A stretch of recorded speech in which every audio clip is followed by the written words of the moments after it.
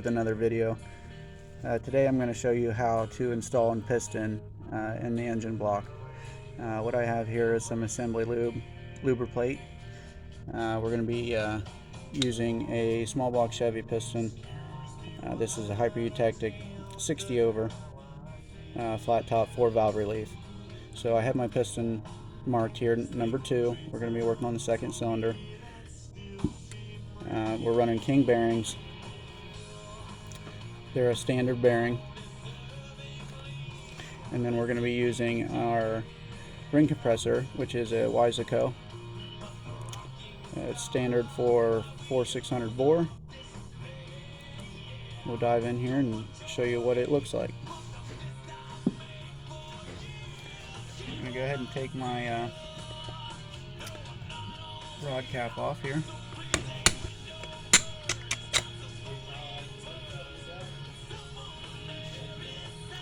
Make sure all these surfaces are clean. Come on, Ben.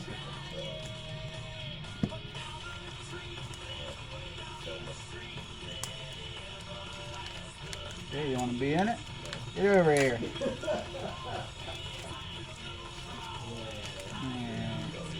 And try not to touch the surfaces where the bearing is actually going to ride on the crank. So this has a notch here. It will go on the notch side of the rod cap. Just pushes in like that.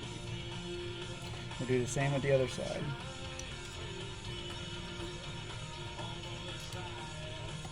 So here's where we'll use our lube plate. I'll have to cut her open here.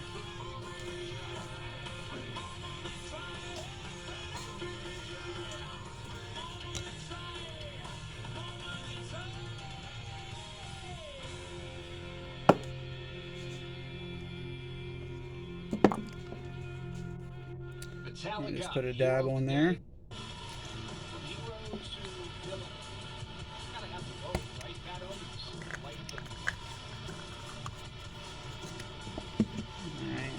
Just take my finger on the back side and coat the whole surface.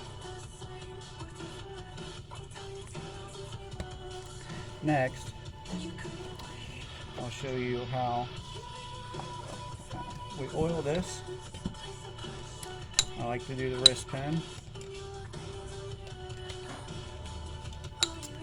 on both sides, the inside on each side of the rod. I'll go ahead and hit the skirt.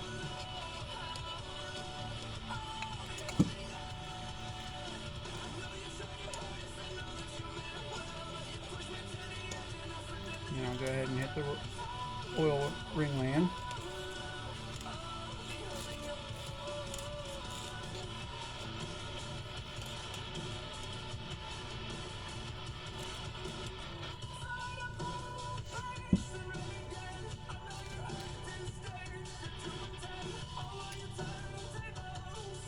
Alright, now we get our ring compressor set up here.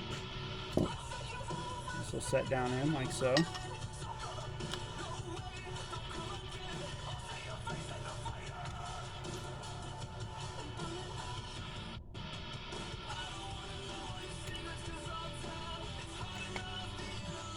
Get your rings pushed in there so it goes in.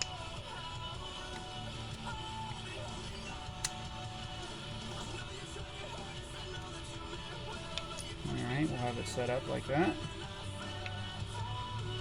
and then I'll set it up and you'll be able to see what it looks like going into the block. Alright, I have my piston set up here in the ring compressor. So what you want to look for is your notch on your rod bearing. You want the notch back to your body, and then if your piston, you want to make sure that it was assembled correctly with the dot moving forward. So you want to make sure that the crank journal is at the bottom all the way down in the middle. Go ahead and set this down in.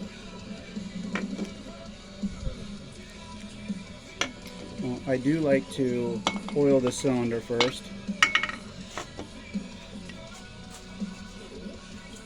And some are going to be harder than others if they don't have a chamfer on them. This does have a fresh bore and hone. We did not have a chamfer put on. So I've already cleaned the cylinder down. I like to coat the cylinder wall with oil. It just keeps from dry starts. So you'll have that straight on here.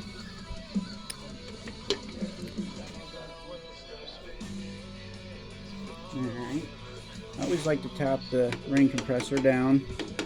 That way it's flush against the block. And then tap her in. And that's it. So I'll go ahead and put my hand on the bottom here just to make sure that the rod bolt doesn't hit the crank, damage the crank. And I'll go ahead and seat that all the way down on it.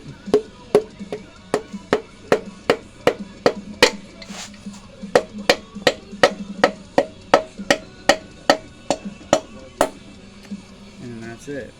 I'll go ahead and clean up that piston there. Get the rod cap on.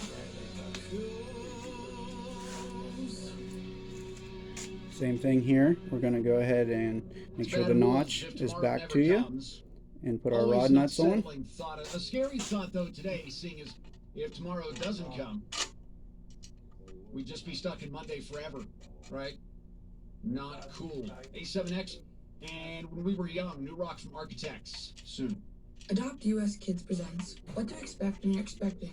I'll tighten those with the gun. Learning the lingo.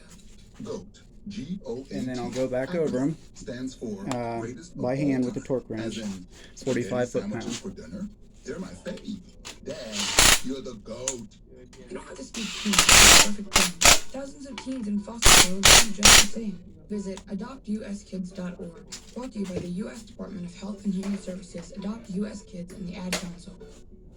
Meet Boost, the So here I have my snap-on torque wrench. I'll go ahead and turn this down to 45 foot-pound.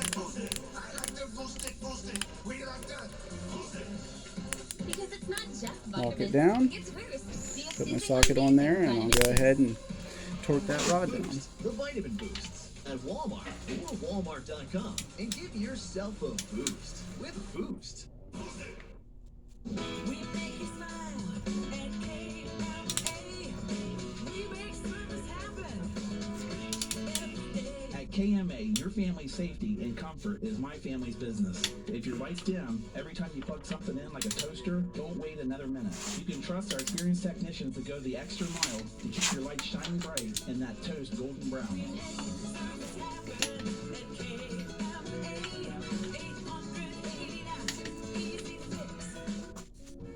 I'm Drake Riley with the Millersport Lions Club. This summer, we're Next, what I'll do is I'll go ahead and bring grounds in Millersport on select Saturdays from 9:30 to 1. the piston to top dead center, food trucks, entertainers, and other and we'll check our piston to deck height. For vendors. More information is available by emailing liontomorrow@gmail.com. That's LIONTAMARRA@gmail.com. Alright, so now that I went ahead and I found top dead center on my piston that I'm working on, use the dial indicator to verify that. What we'll do is we'll check our piston depth with this gauge. So I'll move this out of the way that we're set on 0, and I will go ahead and check both sides.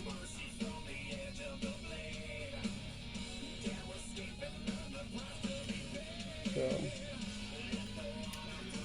what this does is this pushes down and it checks the depth of the piston below the deck surface.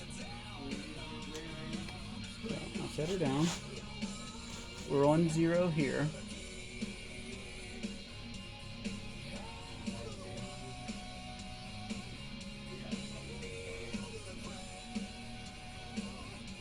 So right there we have right around 30 thousandths, which is quite a bit. We like to deck these blocks, that way we can get that piston up on the deck surface. 5 thousandths roughly even deck, 0 is good. We've even went 5 above. If you're really wanting to make power, you want that piston up for compression. So roughly 30 thousandths there. We'll go ahead and check the other side. We'll start it on 0. And we have 16. So we'll add the two together and we have 46. Now when you do that, you go ahead and divide both numbers. So you'll have 23 as a total deck height. And it's always a good thing to double check your work. Make sure that the piston, it will rock back and forth a little bit still. So you want to make sure that that's, you got a good reading on that. So I would go ahead and mark this piston at 23 thousandths. That's below deck. We're running a boosted application, so we're not going to go ahead and deck the block or anything like that. But that's the basic setup on checking your piston to deck height with the gauge. If you got any questions, put them down in the comments. Let me know if you've done this before. Give the video a thumbs up and subscribe. We'll catch you guys on the next one.